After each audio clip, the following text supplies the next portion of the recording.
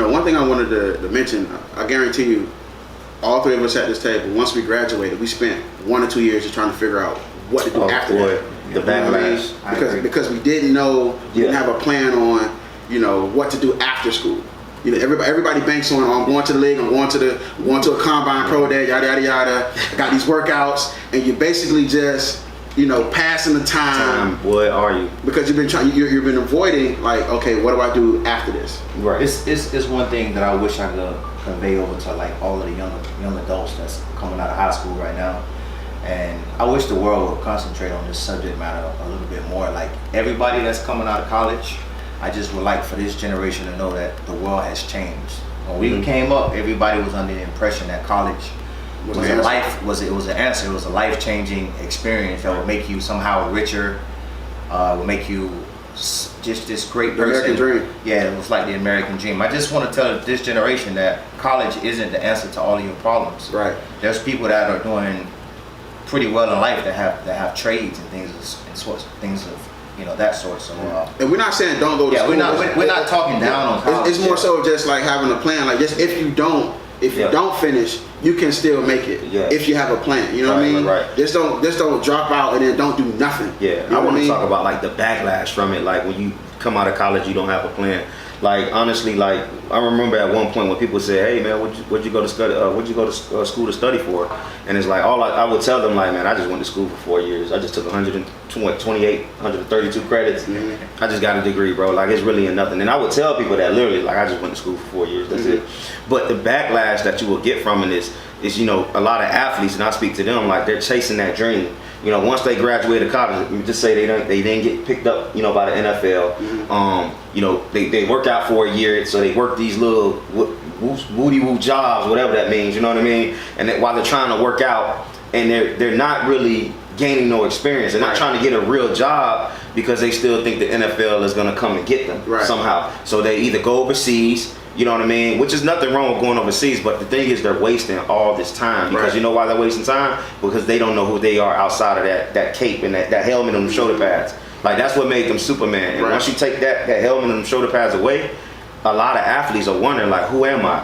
You have some men that's like 35 in their 30s right now, still trying to figure it out. And it's from the backlash of not going to college with a plan and not identifying who they are outside of that helmet and them shoulder pads. And it's crazy because you've been playing football for so long. Yeah, you've been playing since 8 years old. And so you've been conditioned, to think that this is what I'm going to do. And then when you're young, you're gonna buy your mom a house, you're gonna buy your dad a truck. So this is what you're thinking. The same way you go through scenarios with your two daughters, we kind of condition our kids to be in that mind frame when they're playing ball from 18 all the way up to 21, 22, 23. That way, when that time don't come, they don't have anything else to identify with. Yeah. So, I think the message here today is that we just want people to say, or kids to just understand, have a plan, man. Do research on what you want to do and figure out, who you are as a person. That way, you don't feel stuck when you graduate or if you don't go to school. I also want to share a story. This probably will stick with students that's watching.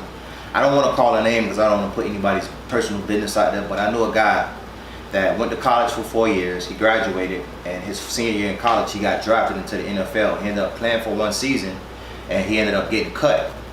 And after they cut him, the agent called him, and the agent said, "Hey, such and such, what are you doing? There's a team that's interested in you." He said, "Hey, I'm at work." He says, "Oh, where are you working now?"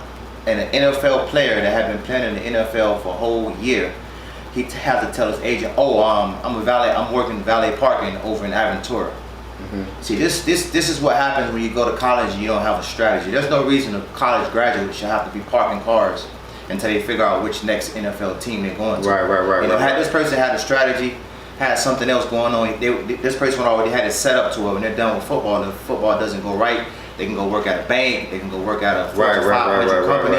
This is what happens when you don't strategize and when you go to college just to play sports and you don't focus on anything outside of it. Man, that's a great point. And you know what I'm saying? There's nothing wrong with like being a valet, but don't work at valet because you're trying to figure out what next NFL. Like, don't let that just be it. You know what I mean? Work valet and be like, you know what? I'm gonna work here 3 months and I'm gonna jump on with this company, or I'm gonna do this and I'm gonna do that. So have a plan. Don't just have it 50-50 where you're doing valet and you're betting your last and your bottom dollar that I hope this NFL team you know what I'm saying, pick me up or they call me. But last but not least, I want to talk to the parents. You know what I'm saying? Because a lot of these parents, you got your young athletes or your kids playing all these sports, preferably football, year round. Mm-hmm. You're pushing them to every All-Star game, every camp, every Nike camp, Under Armour camp, every Elite 8, Elite 5, Elite 2, all this stuff, but you're not trying to figure out what else your kid is good at. Right. You know what I'm saying? Sometimes you got to back away from the game and try to figure out, like, okay, I know my son's good at football, but if football don't work, what else is it? Right. You know what I mean? Because what you're doing is, I'm telling you, you're setting up your kid for failure. And the reason why it's important is because a lot of times it's not even about your talent level, it's about what you bring to the table as an athlete. Right. You know what I mean? So if your kid can only do one thing, it makes them less valuable to the team that they're playing for. Right. You know, when you're at the pro level, it's about how valuable you are. Ray Lewis had an extended career, and he played way past his prime based off of what he could, based off of his leadership ability. Mm-hmm. You know what I mean? He was a leader maybe the last 4 or 5 years of his career. He wasn't at the top of his game, but he knew how to lead. Mm-hmm. He was able to do more than just play the game. You know what I mean? Mm-hmm. And the guys who play for an extended amount of time, they're a face of a team, that they're more valuable to a program. So a lot of times, and even if you, let's say you do get in trouble, sometimes the value you have as a person will allow you longevity with that program or with that team. Mm-hmm. You know what I mean? But if you're a knucklehead at all times, you're of no value or no substance, you don't bring nothing else but your talent. They're gonna call Buddy who value. Hey, listen, because it's because in this game of football, man, it's talent being pumped out every year. Yeah. There are a lot of guys who are great who didn't even get a chance to even play the game. Yeah, true. You know what I'm saying? So you don't think your talent level doesn't, I hate to say it, Antonio Brown, baddest in the league. Guess what? They felt like, you know what? Your talent level doesn't match your antics. Mm-hmm. You know what I mean? And that was something that they decided. Mm-hmm. They decided, you know what? You're not as valuable as you think you are. We're done with you. Mm-hmm. And now he's stuck. You know what I mean? So we don't want y'all to be in that predicament, man. You got to make yourself valuable as an athlete, as a player. You know what I mean? As a person in the community. Right. Because Antonio Brown graduated from Central Michigan early. You know, let's just hope and pray that he does have a plan just in case another football team doesn't pick him up. Right. But this is a prime example of what we're talking about. You could be Antonio Brown in the league for some odd years, balling. Next thing you know, you do something, they cut you off, and now what you got now? Right. You know, so that's a prime example of having a plan. Like, who am I going to be after I take off that helmet and shoulder pads? Right. You know. You know, one thing we want people to understand is, you know, college is what you make it. You know what I mean? If you get a scholarship to go to school, take advantage of it, because you have an opportunity to get ahead of the game. You know what I'm saying? If you don't have a plan going into college and you have a scholarship, you're basically just wasting time. Mm-hmm. You know what I mean? You're wasting time and you cheat yourself. Mm-hmm. You know, because there are people out here who don't have a scholarship or not in college, but they have a plan to be successful at something. Mm-hmm. So if you get the opportunity, don't take it for granted, man. Don't be out here, you know, thinking that everybody owes you something, or, you know, just because you got 15, 16 offers that you made it. Like, nah, man. Put together a plan of what you think you might want to do after the fact. Yeah. How you're gonna make yourself more valuable as an athlete, as a student athlete. And for me, like the athletes who's like on the cusp, and I like to talk about them because, you know, the guy who's like forcing it a little bit, like the guy who's going to that NAIA school or that D3 school that's way up in Timbuktu or wherever it's at. Like, I want to talk to them because, like, if they're the ones who don't have no plan, all they're doing is they just building up debt. Yeah. You know what I mean? Because if you get obviously signed, usually you're going to school for free. Mm-hmm. But if you're going to go to school and you're going to end up coming out with school debt, you more than anybody got to make sure that you have a plan. Because if you don't, you're going to come back home, you're going to be $15,000 in the hole. And that's sad. You know, nobody talk about those guys. Those are the guys that we need to talk about. Them guys right there. Who really ain't getting the full scholarship, they're getting a partial. So they're already, as soon as they walk through the door, they're in debt. Mm-hmm. So those guys really got to be like, you know what, is it worth it? Can I go to school, get me a trade? Mm-hmm. You know what I mean? Like, do I really want to do this? Let me rethink this thing. You know what I mean? Like, why leave? Well, I could just stay home. And so those are the guys that really got to just think about their future and what they're trying to do with it. You know what I mean? Like the guys that's on the cusp. You know, the guys who's not highly recruited. The partial scholarship guys. Right. Mm-hmm. I kind of almost feel bad for the guys that don't get the full scholarships. Mm-hmm. Because somewhere or another, if you don't get a full scholarship, if they don't sponsor you as a whole, there's going to be some debt, some money you have to pay back at a later date, right? Whether you want to or not. But the thing is, it should also motivate you as an athlete, man. If you operate on a partial, you got to come in hungry to want more. Yeah. You should be the one.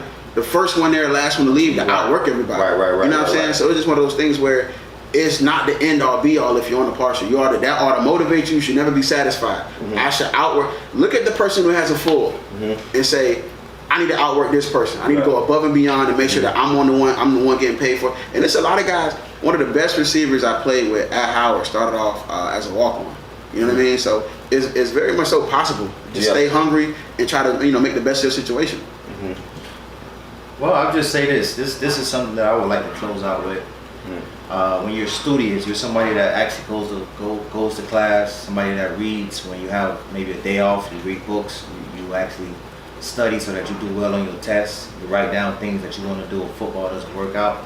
That's the difference between being Magic Johnson, somebody that's still super rich, super successful, super comfortable in life. This is a person that has the ability to take care of his family, to take care of his friends, to travel, to live out all of his life streams, all of his bucket lists, versus the guys that just went to college, played sports, never picked up the books, never took college serious.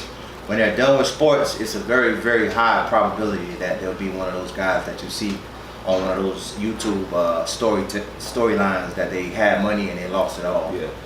Being studious could be the difference between being that guy that's living on your mama's couch, or the guy that's purchasing his first home a year out of college. So I'll just leave it at that. I like to make it real simple. The college can be the difference between heaven and hell. That's how I put it in my opinion. You want to be on your mother's couch, or you want to have a home with your wife and your children running around and having Christmas and things of that sort. So elevate your mind and think about that. And to avoid all of that, what we're basically saying here, guys, have a plan. Have a plan. Have a plan, man. You'll be all right. If you have a plan, college will be worth it whether you go to school or not. At the end of the day, gentlemen, have a plan. Have a strategy. All right? It's Coach Trav, Coach Jerry, and Coach Merritt, the Game Day fam. This is the Run Game Vlog. Catch y'all next week. Peace.